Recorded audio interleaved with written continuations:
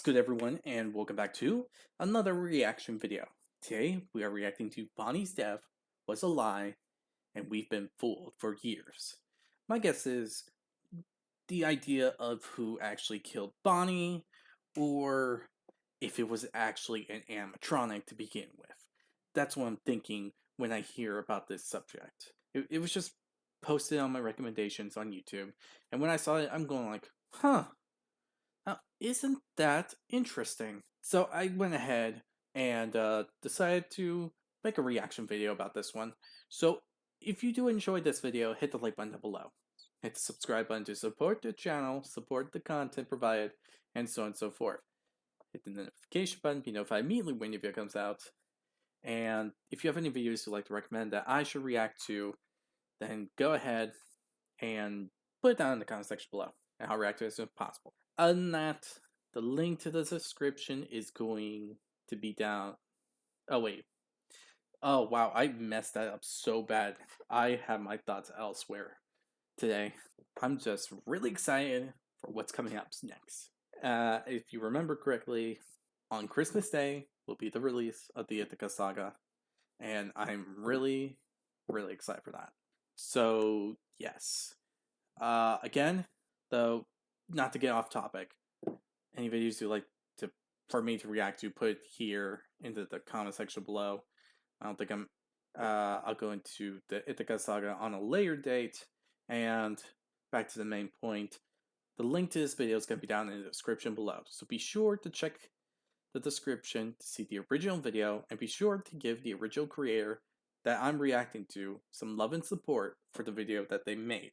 Now, with all this said, let's start this video and see what is the thought process of this whole thing.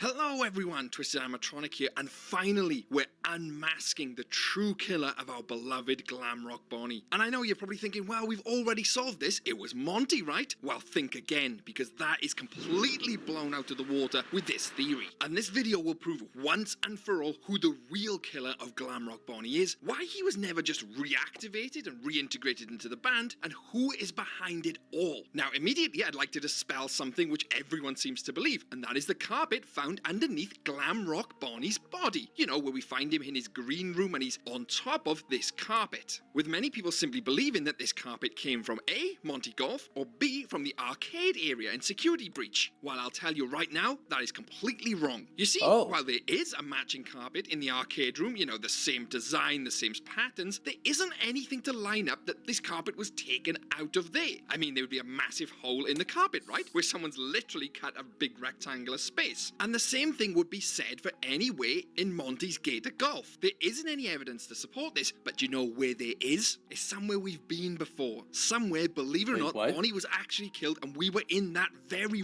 room. You see, it's pretty obvious that Bonnie never made it back to Bonnie Bowl because of this carpet, and this carpet comes from no other than Roxy Party Garage. Now hold it right there. That doesn't mean that Wait, you're going a bit ahead. Roxy? Okay. Now, that would be too simple if that would be the case. But Roxy's go-kart area? Really? That's... Huh. But that wouldn't explain some stuff, because... Yeah.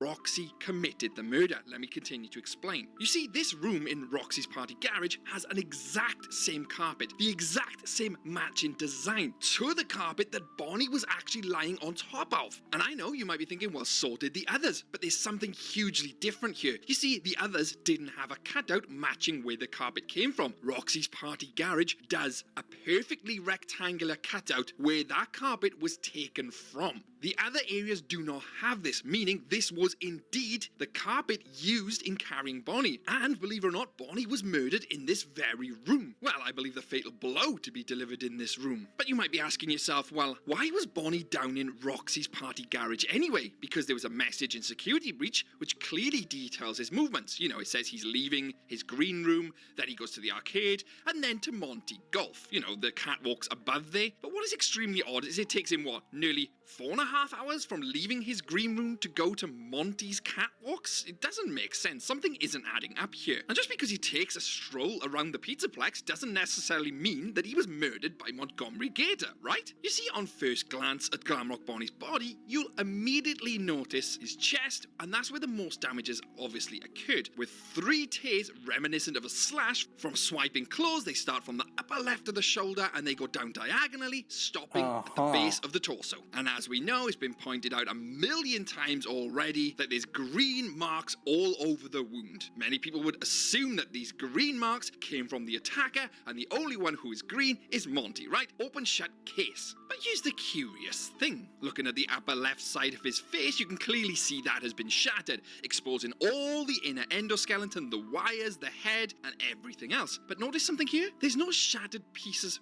from his face casing to be found anywhere in this room. That obviously suggests it happened somewhere else. And strangely, there's a broken bowling ball next to his head. Now, we all know what happened there. Markiplier has told us that story. Bonnie was practicing some sick bowling tricks. He was flinging a bowling ball. It bounced off the wall, hence the crack, hit him right in the face, and then exploded into shrapnel. But seriously, there's a broken bowling ball there, but no pieces from his head? Huh.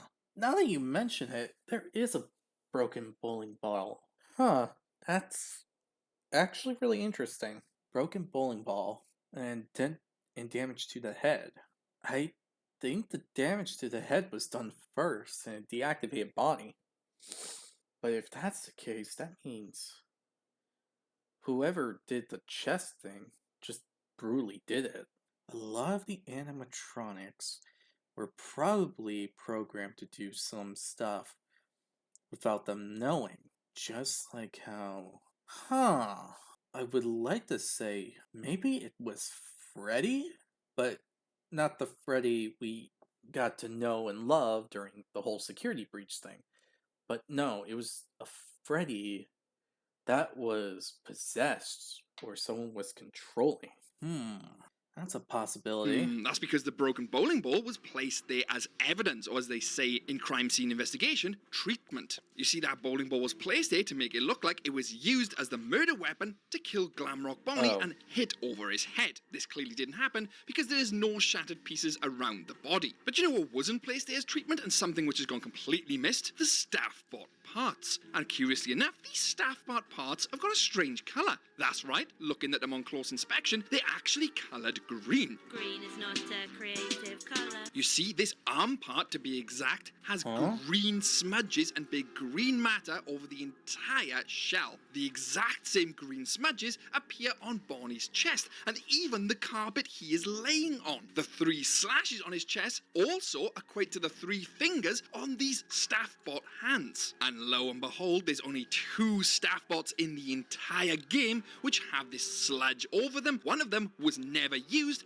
and the other, believe it or not, is found directly outside the old burned down FNAF 6 pizzeria. You know, the one in the sinkhole. What a coincidence. And this is where things start to get extremely interesting here. You see, we all know what lies down there just past them doors. It is the Mimic's room. Now, I'm not going to get into that just yet because you see, we still haven't solved out what's happened to Bonnie. He was killed in Roxy's party garage. That much is clear. They cut the carpet up and simply moved him to Bonnie's green room. And immediately you might be thinking, well, that's a bit of a way to take him. Well, actually it's not, because believe it or not, Bonnie Bowl is directly connected by a backstage entrance to Roxy's Raceway, meaning they could simply just hash him out the back.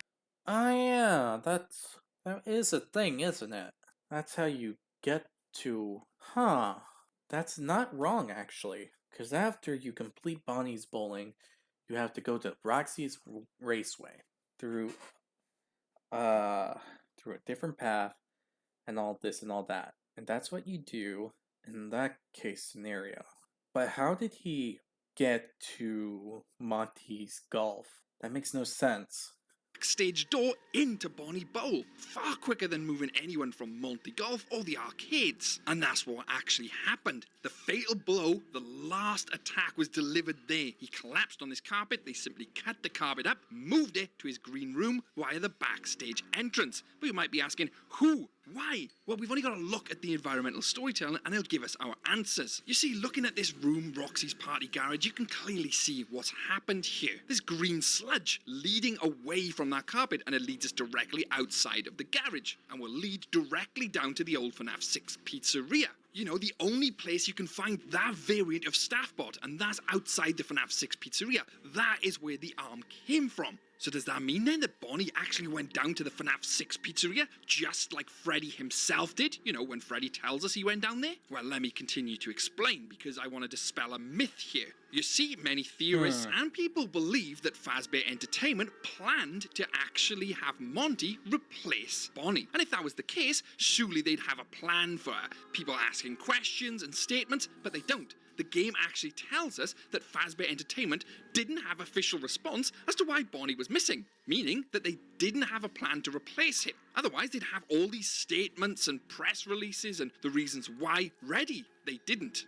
It wasn't part of their original plan. In VIP, the book, it actually tells us that Monty was part of the band with Bonnie, and Monty didn't have a green screen room. Bonnie's original room was on Rockstar Way, and later moved it to Bonnie Bowl? That's a questionable act, but something I'll cover later. This means that they never planned to decommission Bonnie, but they took advantage of it. You see, if they wanted to, surely they could have just simply repaired Glamrock Bonnie. I mean, they did it multiple times with Monty after he fell off the catwalks. That's confirmed in security breach through the logs, while something stopped them from doing so. You see, on closer examination of Bonnie's green room, as soon as you go into his room on the right hand side, there's a table, and on this table there's lots of staff bought parts. In one of the boxes, we also find the parts for the green sludge variants of Staffbot, which is extremely odd. We know they're only found outside FNAF 6's pizzeria, in the sinkhole. Why would they be in Bonnie's green screen room? Well, we know Bonnie was transported from Roxy's party garage, hence why one of the arms was still there, transported with him, along with the carpet. They simply cut the carpet, picked him up, and moved him. And here's the thing, when they moved him, they also moved further evidence. You see, Bonnie didn't go down without a fight. You see, he attacked the staff bots when they were attacking him, hence why there's loads of damage just outside of the room. You see a trail of destroyed staff bots and crumpled chairs. That's where Bonnie was making his way back, believe it or not, from the FNAF 6 pizzeria. Now, I'll get onto why he was down there in just a second. You see, when he was on his way back from there, he was set upon by these green sludge bots. They were attacking him, and they chased him all the way out of the sinkhole and managed to catch him at the very top. And what's at the very top? That's right, Roxy's Raceway, where he tried to make his way through the garages to get to his green room, you know, the shortcut. But eventually, they had him, delivering the fatal blow in the garage. But he didn't go down without a fight, and he left a wake of destruction. Staff bots galore. That's how we see this trail of destroyed staff bots and the crumpled chairs. That's where Bonnie made his way out of there. But you see, whoever ordered the hit on Bonnie made sure to clean all this mess up.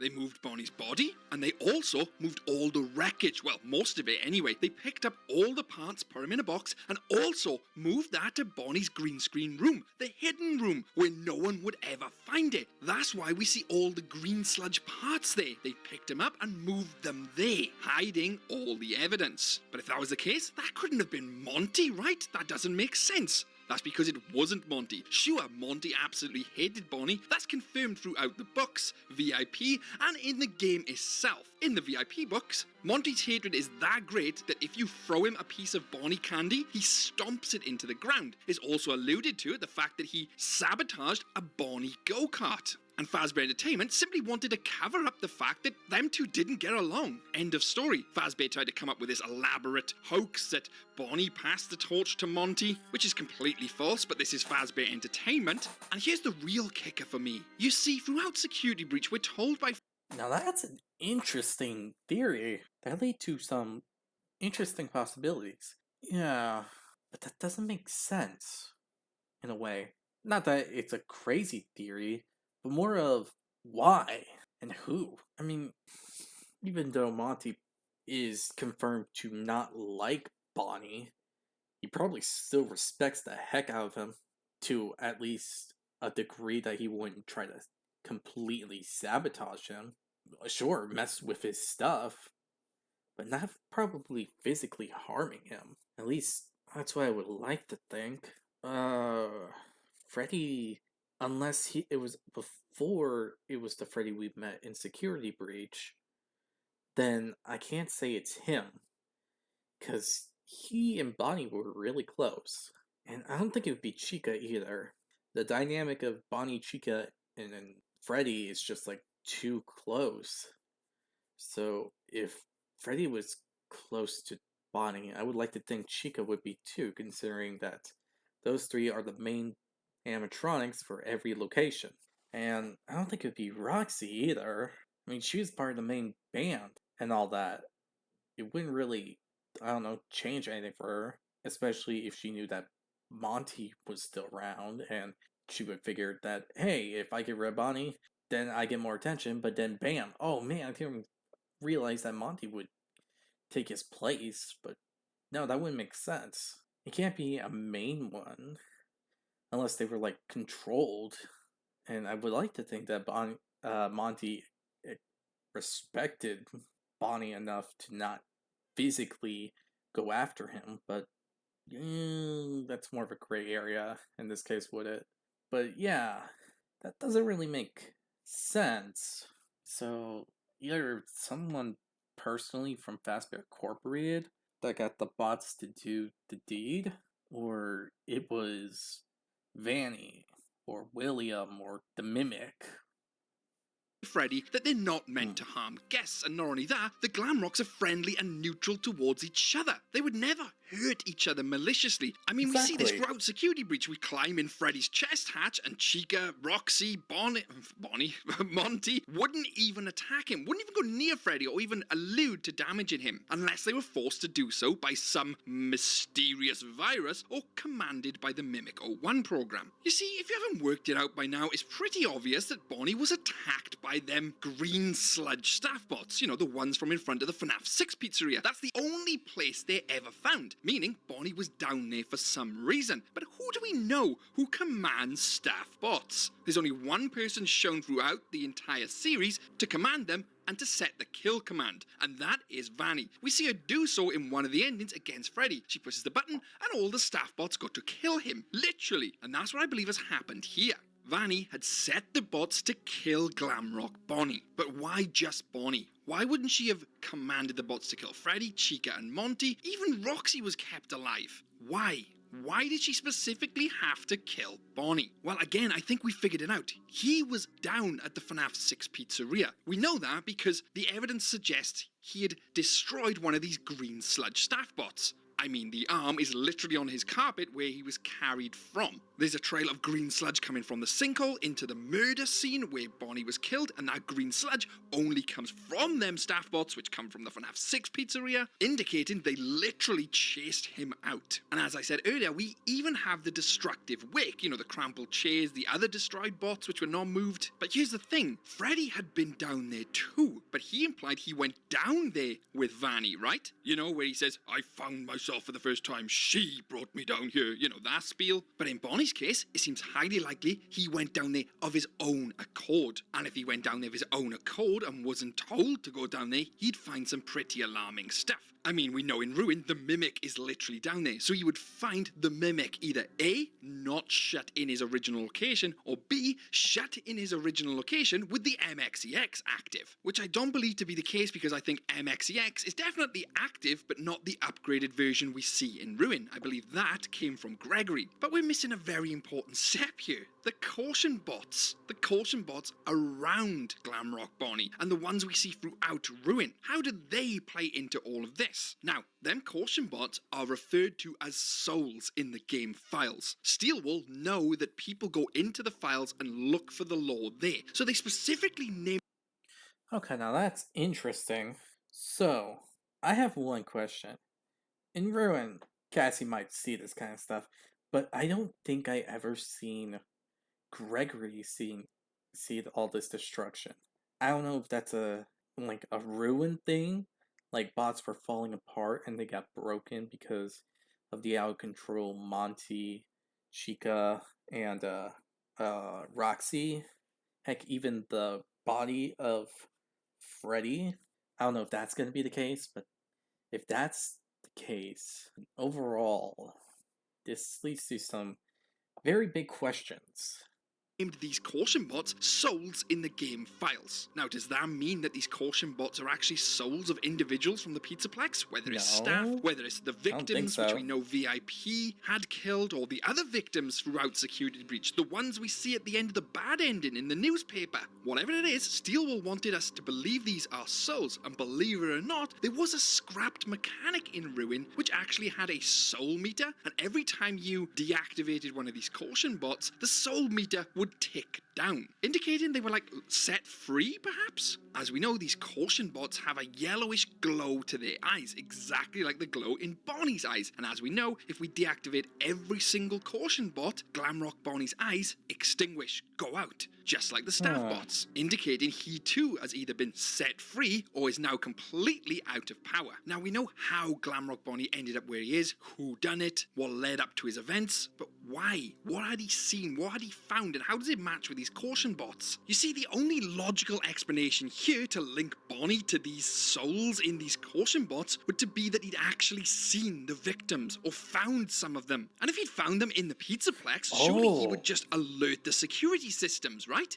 And would mean he wouldn't have gone down to the FNAF 6 pizzeria in the sinkhole. Logically, that couldn't have happened. He went down to the FNAF 6 pizzeria and saw bodies down there, thus linking him to some type of soul. Upon discovering these bodies, or a body, he immediately alerts the security. Unfortunately for him, security is Vanessa. She's head of it. Thus, the alert goes straight through to her. She comes down to the FNAF 6 pizzeria, or, in this case, orders the bots at the FNAF 6 pizzeria to destroy Bonnie, thus totally silencing and getting rid of any evidence against her. What she didn't bank on, however, was Bonnie fighting back, being stronger than she'd anticipated, and that was the fatal flaw in her plan.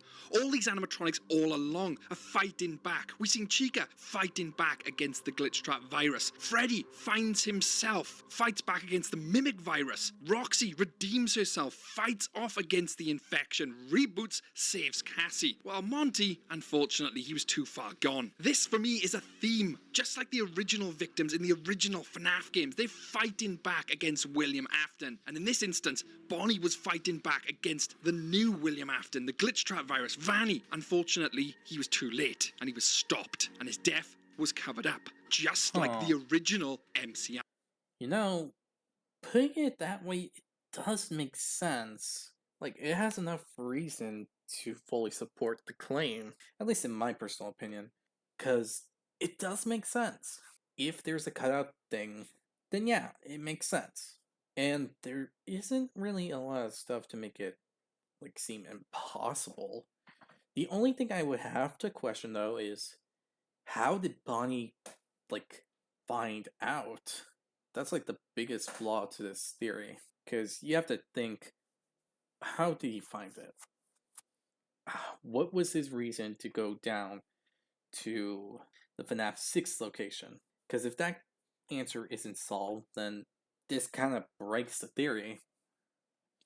Victims. You see, Bonnie, he's not controlled by a soul himself, he's merely just powered by the anguish, the agony of the souls inside the system now, in these caution bots. You see, these victims who were killed inside the Pizzaplex were not able to go into any animatronic as a soul as such, so they go inside the system, and the only thing they can basically try and infect is these caution bots. But Bonnie, being now aware of these victims in the Pizzaplex, is now aware of what could potentially go on, so these souls try and power Bonnie to avenge them, to help them move on. And thus, when we deactivate the caution bots, we're kind of helping the spirits move on. And that's why when the last caution bot is deactivated, Bonnie himself can now power down, knowing that their spirits have moved on. We've released them from the Pizzaplex. It makes for a great parallel for the original Happiest Day in MCI, you know, helping the souls move on. That then explains why the caution bots were called souls, and that when we had the scrapped soul meter, it was ticking down, and then eventually Bonnie himself deactivates. That's the only way I can confidently explain it. And something extremely interesting we have missed is Monty's glasses. Everyone seems to think that Monty took the star-shaped glasses off of Bonnie, right? It makes sense. Well, this doesn't seem to be true, because in VIP, which is basically at the start of the Pizzaplex's lifespan, Monty and Bonnie are in the band together, right? And believe it or not, Monty and Bonnie both have star-shaped glasses, because in VIP, Monty is described as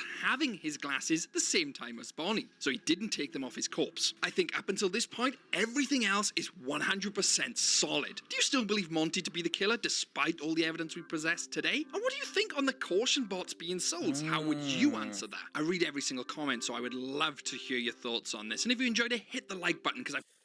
Yeah. I mean, it's a solid theory, I'm not gonna lie. My only issue with this theory is just why? Why would Bonnie go down to FNAF 6? Like, I need a solid reason to hear. Like, if you just say that Bonnie just saw a dead body, that wouldn't completely make sense. Because I don't believe that Bonnie would just accidentally see a dead body so, like, casually by accident.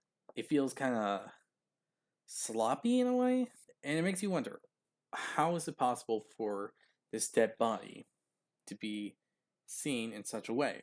And even if that is the case of I'm probably overthinking this, well, what's going on here? What reason did Bonnie have to go down? It's a contradicting thought that I just can't fully find myself agreeing with, because I need a really, really solid reason on why it's possible. I mean, the only reason why would be that Vanessa just led him down there so that she could take care of him without any issue and use like any parts that he had for like an animatronic body. But since we know about the mimic and the whole thing about copying and mimicking things, it just doesn't make sense. So what reason would Bonnie have to go down there? It just doesn't make sense to me. I don't know about all you, but it just doesn't make sense. I can't believe it because I don't know. It doesn't.